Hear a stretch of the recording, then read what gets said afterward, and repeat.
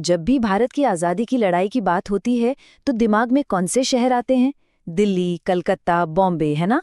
लेकिन क्या हो अगर हम कहें कि असली कहानी इन बड़े शहरों से बहुत दूर एक ऐसी जगह पर लिखी जा रही थी जिसे अक्सर नज़रअंदाज कर दिया जाता है। जी हाँ, आज हम बात करने वाले हैं झारखंड की। तो सवाल यही है, क्या आजादी की पूरी लड़ाई सिर्फ इन बड़े जाने पहचाने शहरों तक ही सिमटी हुई थी, या फिर असली आग तो उन गुमनाम कस्बों और जंगलों में धधक रही थी जिनकी कहानियां हम तक पहुंची ही नहीं। चलिए, आज जरा झारखंड के इतिहास के पन्नों को पलटते हैं और इस सवाल का जवाब खोजते हैं। तो हमारी कहानी शुरू होती है एक ऐसे मूवमेंट से जिसने इस पूरे इलाके में अंग्रेजों के खिलाफ एक संगठित विरोध की, कह सकते हैं, पहली नींव रखी। ये था वहाबी आंदोलन, एक ऐसा आंदोलन जिसने धर्म को ही अपने विरोध का सबसे बड़ा हथियार बना लिया था।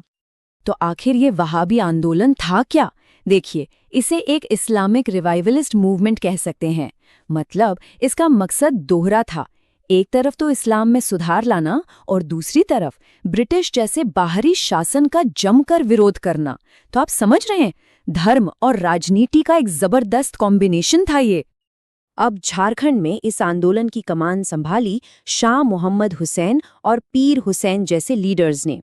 इन्होंने राजमहल और संथाल परगना के एरिया को अपना एक तरह से हेडक्वार्टर बना लिया और यहीं से अपने विचारों और ब्रिटिश हुकूमत के खिलाफ जो गुस्सा था उसे दूर दूर तक फैलाया।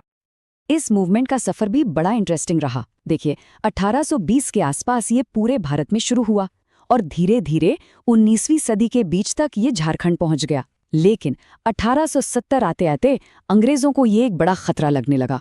फिर हुआ राजमहल वहाबी केस और इसके बाद तो ब्रिटिश सरकार ने इस पर जोरदार क्रैकडाउन किया। इब्राहिम मंडल जैसे बड़े नेताओं को उम्र कैद तक हो गई। लेकिन क्या आंदोलन को दबाने से विद्रोह की आग बुझ गई? नहीं, बिल्कुल नहीं, बल्कि इसने तो अपना रूप ही बदल लिया। अब जो लड़ाई धर्म के नाम पर शुरू हुई थी, उसकी जगह ले रहा था एक नया सेक्युलर और क्रांतिकारी राष्ट्रवाद। और ये बदलाव कोई छोटा मोटा नहीं था, बहुत बड़ा था। देखिए, एक तरफ था वहाबी आंदोलन जिसका फोकस था धार्मिक सुधार और जो छिपकर अंडरग्राउंड नेटवर्क्स के जरिए काम करता था, और दूसरी तरफ था ये नया उग्र राष्ट्रवाद।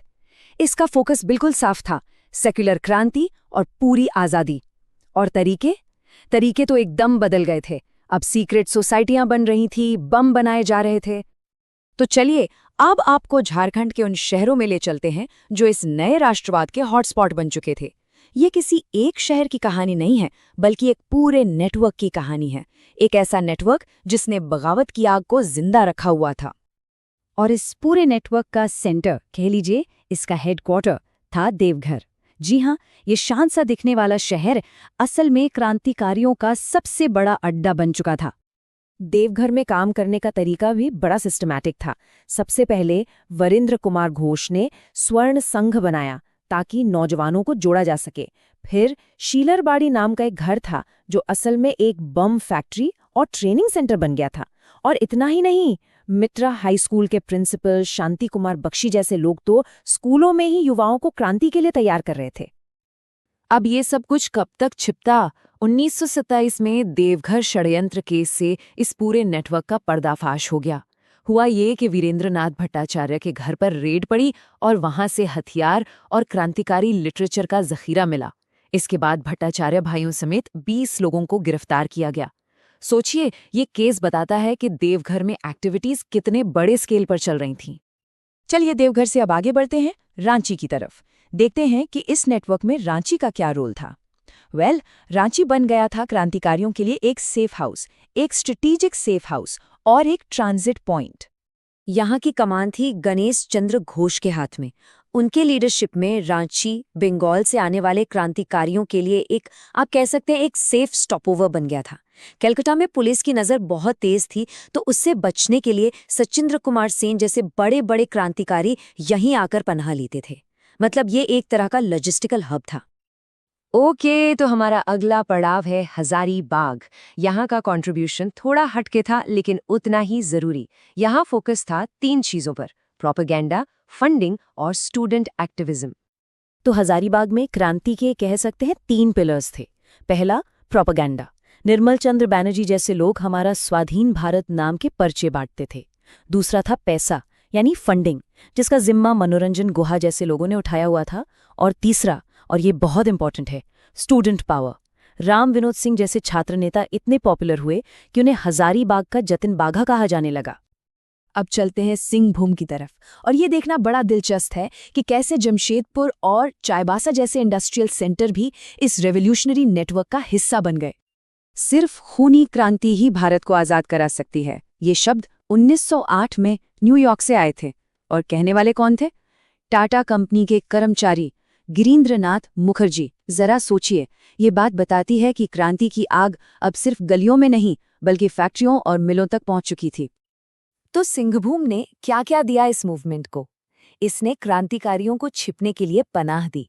टाटा कंपनी के मुलाजिमों में से सपोर्टर्स दिए, जैसे मुखर्जी भाई, और तो और तरुण शक्ति जैसे क्रांतिकारी मैगजीन के जरिए आंदोलन को एक आवाज भी दी। सच में ये इंडस्ट्री और क्रांति का एक कमाल का मेल था। तो अगर हम इसे समराइज करें तो झारखंड का हर बड़ा शहर इस बगावत में एक खास रोल निभा रहा था। देवघर था हेडक्वार्टर और बम बनाने का अड्डा, रांची था सेफ हाउस, हजारीबाग से प्रोपेगेंडा फैलता था, और सिंहभूम बना इंडस्ट्रियल बेस। मतलब सब कुछ वेल प्लान्ड था, एक पूरा नेटवर्क काम कर रहा था। लेकिन रुकिए, झारखंड की कहानी सिर्फ यहीं तक नहीं है। ये सिर्फ एक लोकल बगावत की कहानी नहीं थी। ये जगह तो पूरे देश के क्रांतिकारियों के लिए एक महफूज पनाहगाह बन गई थी, और यही बात इसकी लेगेसी को और भी खास बनाती है। ये जानकर शायद हैरानी हो कि काकोरी कांड के हीरो अशफाक उल्लाह खान, उन्होंने भी गिरफ्तारी से बचने के लिए झारखंड में ही पनाह ली थी। सिर्फ वही नहीं, बंगाल के प्रफुल्ल चंद्र घोष और ज्योति पंत रॉय जैसे कई बड़े नाम यहां आकर छिपे। इससे अंदाजा लगता है कि ये नेटवर्क नेशनल लेवल पर कितना जरूरी हो चुका था। तो कुल मिलाकर कहानी क्या है? कहानी ये है कि जो बगावत का बीज वहाबी आंदोलन के तौर पर बोया गया था, वो वक्त के साथ एक सेक्युलर क्रांति के बहुत बड़े पेड़ में तब्दील हो गया। एक ऐसा पेड़ जिसकी शाखाएं तो पूरे भारत में फैली, लेकिन उसकी जड़ें हमेशा हमेशा झारखंड की जमीन में ही रहीं। दो अलग अलग तरह के आंदोलन, एक का आधार धर्म था तो दूसरे का सेक्युलर राष्ट्रवाद, लेकिन दोनों का मकसद एक ही था, आज़ादी। और इन्हीं दोनों ने मिलकर झारखंड की आज़ादी की लड़ाई की पूरी कहानी लिखी। और आखिर में एक सवाल जो सोचने वाला है, झारखंड की तरह ऐसे और कितने गुमनाम इतिहास होंगे जिनकी कहानियों के बिना हमारे देश की पूरी कहानी अधूरी है?